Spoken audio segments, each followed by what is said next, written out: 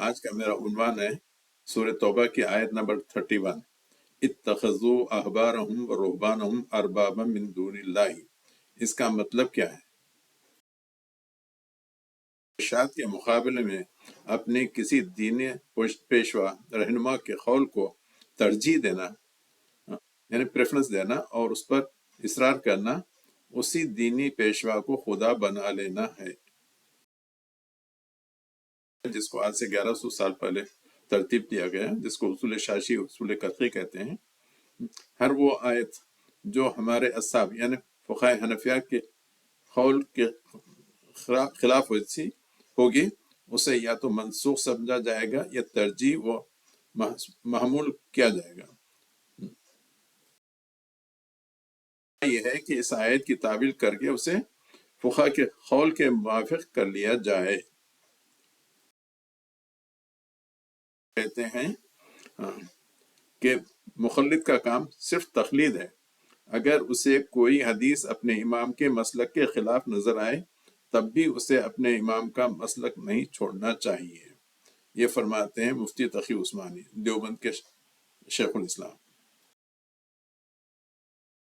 اپنے امام کے مسلک کو چھوڑ دیا تو اس کا نتیجہ شدید افراتفری اور سنگین گمراہی کے سوا کچھ نہیں ہوگا۔ فرماتے ہیں ہمارا فتویٰ اور قول امام ابو حنیفہ کے مطابق ہی رہے گا، اس لیے کہ ہم امام کے مقلد ہیں اور مقلد کے لیے قول امام حجت ہوتا ہے۔ محمود الحسن فرماتے ہیں لیکن سوائے امام ابو حنیفہ اور کسی کے قول سے ہم پر حجت قائم کرنا بعید از دخل ہے۔ حکومت فرماتے ہیں قرآن و حدیث نہیں، یعنی ہمارے لیے دلیل، ہم مقلدوں کے لیے فقہا کا قول ہے اور فقہا کے دلیل تخشیش کرنے کا ہم کو حق نہیں۔ عوام کے لیے دلائل طلب کرنا جائز نہیں، نہ آپس میں ملاحظ شریعہ پر بحث کرنا جائز ہے، بلکہ کسی مستند مفتی سے مسئلہ معلوم کر کے اس پر عمل کرنا ضروری ہے۔ صاحب فرماتے ہیں رجوع الی الحدیث مخلد کا وظیفہ نہیں۔ 1869 میں قائم ہوا اور اس کا قیام کا اصل مقصد حنفیت کے اس کے بعد بقا کے لیے، حنفیت کے دفاع کے لیے اور حنفیت کو پھیلانے کے لیے۔ قاسم نانوتوی نے ایک خواب دیکھا کہ آپ خانہ کعبہ کے اوپر کھڑے ہیں اور آپ کا چہرہ کوفے کی طرف ہے اور آپ کے پیروں سے نہریں نکل کے چاروں طرف پھیل رہی ہیں۔ تو اس کی تعویل یہ کہی گئی کہ چونکہ چہرہ آپ کا کوفے کی طرف ہے، اس لیے امام ابو حنیفہ رحمۃ اللہ علیہ کی مسلک یعنی حنفیت کو یہ ہوگا، یعنی حنفیت کو ترقی ہوگی اور پوری دنیا میں پھیل جائے گا۔ ایک زمانے میں شاہ ولی اللہ پر غیر مقلدیت کا غلبہ ہوا، آپ اللہ تعالیٰ کی بارگاہ میں متوجہ ہوئے تو غیب سے آواز آئی، یعنی اللہ تعالیٰ کی آواز آئی، اے اللہ، اے ولی اللہ، ہماری حمایت حنفیت کے ساتھ ہے۔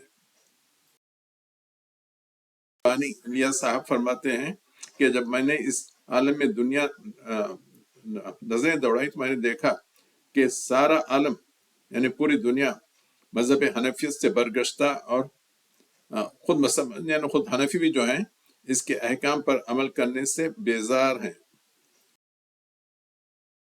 ان کے پہلے شیخ الحدیث رشید احمد گنگوہی فرماتے ہیں، یعنی ان کا سب سے بڑا کارنامہ یہ ہے کہ وہ دفاع میں موضوع ٹاپکس بنا کر اس کو کس طرح اس کو حدیث سے دفاع کیا جائے، یعنی اگر حدیث اس کے خلاف ہو تو کس طرح اس کو تعویل کر کے یعنی حنفیت کی بڑائی کو ثابت کیا جائے۔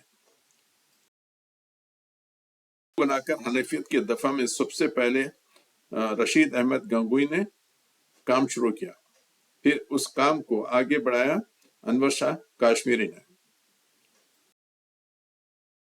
مولانا زکریا کاندھلوی جنہوں نے فضائل الاعمال لکھی، ان کی ٹریننگ ایسی تھی کہ طریقہ تعلیم یہ تھا کہ ہر حدیث کے بعد یہ بتانا ضروری تھا کہ یہ حدیث حنفیہ کے موافق ہے یا مخالف، اگر خلاف ہے تو حنفیہ کی دلیل اور حدیث پاک کا جواب۔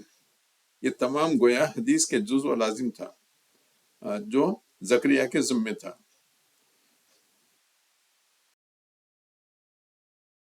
جن کا انتخاب 1762 میں ہوا، انہوں نے بھی اندھی تقلید کو شرک کہا ہے، یعنی اربابا من دون اللہ۔